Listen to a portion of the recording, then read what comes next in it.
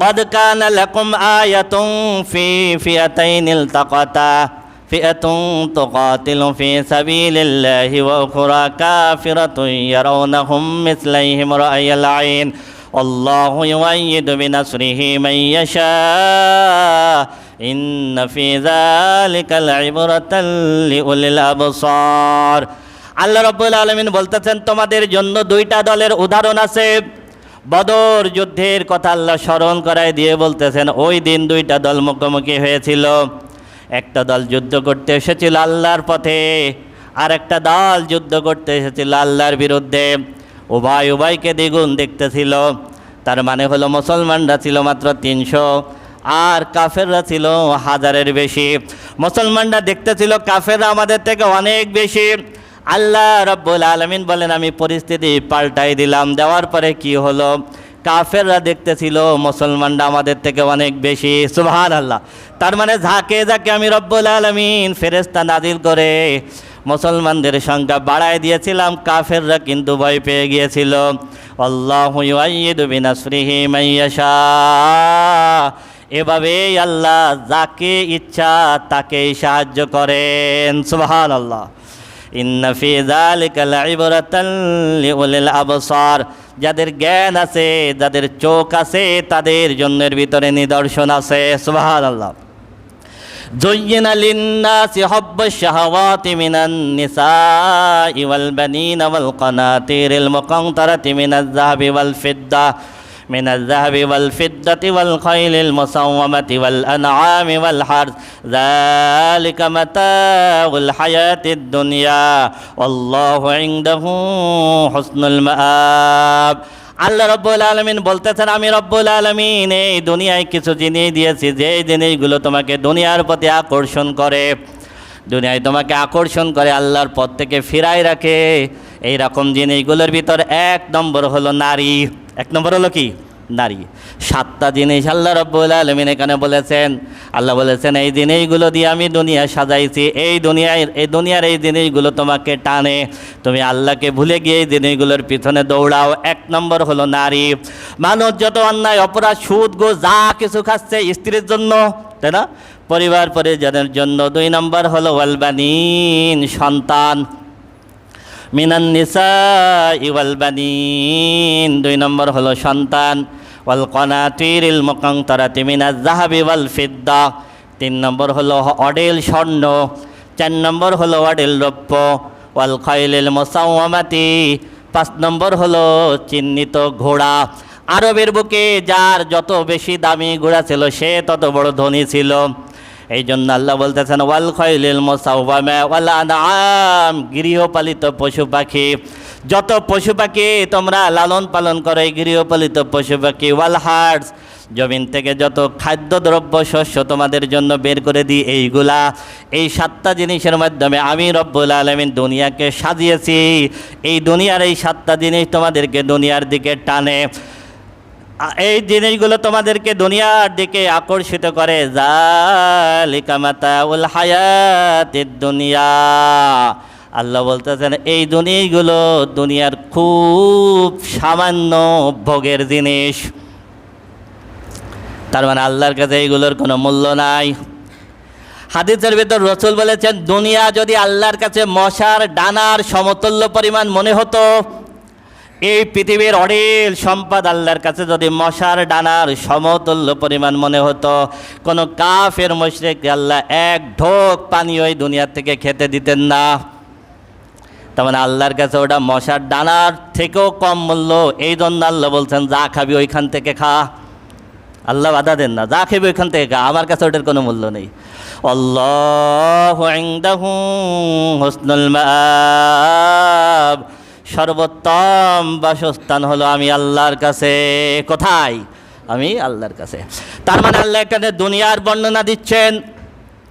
এরপরে আল্লাহ বলতেছেন কুল আউনাব্বিউকুম বিখাইরিম মিন যালিকুম লিল্লাযিনা তাকাউ ইনদা রাব্বিহিম জান্নাতুন তাজরি মিন তাহতিহাল আনহারু খালিদিনা ফিহা ওয়া আযওয়াজুম মুতাহহারাতুন ওয়া রিদওয়ানুম মিনাল্লাহ আল্লাহু বাসীরুম বিল ইবাদ। আল্লাহ রাব্বুল আলামিন দুনিয়ার বর্ণনা দিচ্ছেন, দেওয়ার পরে বলতেছেন এই দুনিয়ার থেকে উত্তম জিনিসের বর্ণনা কি আমি তোমাদেরকে দেব না? এই দুনিয়ার থেকে উত্তম জিনিস হলো এই দুনিয়ার বুকে যে আমি আল্লাহকে ভয় করবে, আমি আল্লাহর নির্দেশ মতো যেই ব্যক্তি চলবে তার জন্য আমি রব্বুল আলামিন জান্নাত রেখে দিয়েছি, যার নিচ দিয়া নহর প্রবাহিত। সুবহানাল্লাহ। সেই জান্নাতের ভিতরে ঢুকবে আর কোনোদিন বের হবে না। এই জান্নাতে তাদের জন্য পূত পবিত্র রমণী রেখেছে, ওয়া রিদওয়ানুম মিনাল্লাহ। আর জান্নাতের সবথেকে বড় নিয়ামত যেটা রেখেছে সেটা হলো জান্নাতে আমি বান্দার প্রতি চিরদিনের জন্য খুশি হয়ে যাব। সুবহানাল্লাহ। আল্লাহু বাসীরুম বিল ইবাদ। আল্লাহ তার বান্দাদের প্রতি সজাগ দৃষ্টি রাখেন। জান্নাত দুনিয়ার বর্ণনা দিলেন, তারপরে জান্নাতের বর্ণনা দিলেন, এরপরে এই জান্নাতে কারা যাবে তাদের বর্ণনা দিচ্ছেন। তার মানে প্রথমে দুনিয়ার বর্ণনা, এরপর আল্লাহ বলতেছেন এইটার কোনো মূল্য নেই, এর থেকে উত্তম যেটা সেটার বর্ণনা দিলেন জান্নাত। এরপরে জান্নাতে কারা যাবে আল্লাহ সেইটা বলতেছেন, আল্লাযীনা ইয়াকুলুনা রাব্বানা ইন্নানা আমান্না ফাগফির লানা যুনুবানা ওয়া কিনা আযাবান নার। জান্নাতে তারাই যাবে যারা বলে রব্বানা, হে আমাদের রব, ইন্নানা আমান্না, একমাত্র তোমার প্রতি ঈমান এনেছি, ফাগফির লানা যুনুবানা, আমাদের গুনাহগুলো মাফ করে দাও, ওয়া কিনা আযাবান নার, আমাদেরকে তুমি জাহান্নাম থেকে মুক্তি দিয়ে দাও। এই মানুষগুলোর ভিতরে যে গুণগুলো আছে, এক নম্বর হলো আস-সাবিরিন, তারা হলো ধৈর্যশীল। তার মানে যারা জান্নাতে যাবে দুনিয়ায় তারা ধৈর্যশীল হবে। কি হবে বলেন? এক নম্বরে হবে ধৈর্যশীল, দুই নম্বর হবে ওয়াস-সাদিকিন, সত্যবাদী। তার মানে হলো যারা জান্নাতে যাবে তারা দুনিয়ায় মিথ্যা কথা বলে না, তারা দুনিয়ায় হবে সত্যবাদী। ওয়াল কানিতিন, তিন নম্বর গুণ হলো তারা হলো বিনয়ী। তারা কি? তারা হলো বিনয়ী। দুনিয়ার বুকে তারা অহংকার করে না, তারা দুনিয়ায় বিনয়ের সাথে চলে। চার নম্বর হলো ওয়াল মুনফিকিন, দুনিয়ায় আল্লাহর পথে তারা সম্পদ ব্যয় করে। পাঁচ নম্বর হলো ওয়াল মুস্তাগফিরিন বিল আসহার, শেষ রাতে তারা আল্লাহর কাছে ক্ষমা প্রার্থনা করে। কয়টা গুণ বলেন?